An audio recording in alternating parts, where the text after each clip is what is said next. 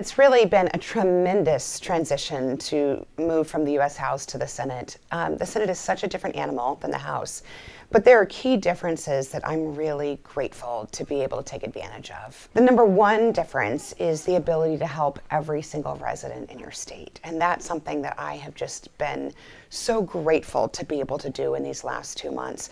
And already, even in such a short time, we're making measurable differences for Arizonans throughout the state. I'll tell you a quick story.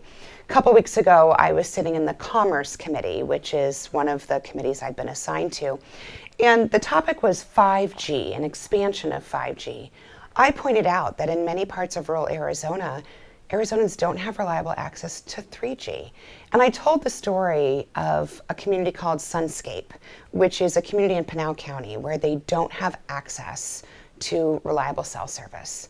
And within just a few minutes after the hearing, the provider for that region called and said, we're putting up a tower so that the residents of Sunscape will have reliable service.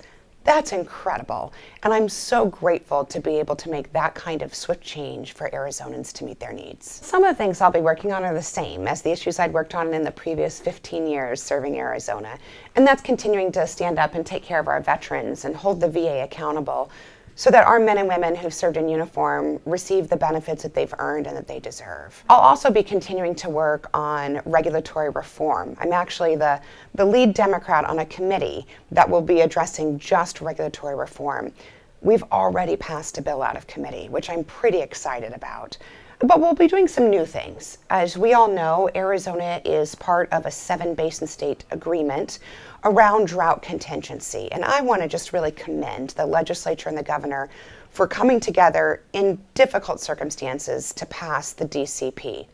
And I'll be working hand in hand with the other 13 senators that cover this region to make sure we pass legislation that enables our region to take steps to prevent harm from drought. We'll be working a lot on land issues as well. So those are a couple of the newer things that I'll be doing in the United States Senate that I'm really looking forward to. Well, there are a number of issues that we're debating right now in DC that matter a lot to Arizona businesses. One, of course, is an issue that I've been working on for years, and that's to repeal or delay the health insurance tax.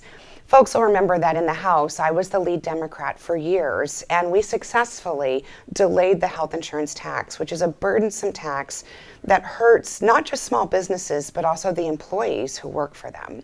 Now that I'm in the Senate, I've joined up with Senator Barrasso, and together we're working to repeal this law. I expect that we'll continue to find success on this bipartisan effort together. Another issue that we're working on is to delay or stop the harmful effects of this bad trade war. I disagree with the administration's implementation of tariffs and have teamed up with Senator Rob Portman of Ohio to make it clear that the federal government and the administration have to show legitimate cause if they want to implement tariffs against countries that we interact with. You know, this trade war is really bad for Arizona. It hurts our manufacturing base, it hurts our agricultural community, and we're already feeling those negative effects. So we want to work really closely together in a bipartisan way to try and get the administration to stop these harmful tariffs. I do expect that there'll be a robust debate around the United States' continued interaction with trade, and in particular, our trade with Canada and Mexico. This is really important for Arizona. Arizona's number one trading partner, of course, is Mexico, and our number 2 trading partner is Canada. China is number 3. So for us, having a proactive agreement that supports and strengthens the position of Arizona businesses in a revamped NAFTA is incredibly important. So I'll be engaged in the bipartisan discussions in the Senate, and we'll be urging our delegation in the House, both parties, to ensure that Arizona gets a fair shake when it comes to renegotiating our trade agreements with both Canada and Mexico.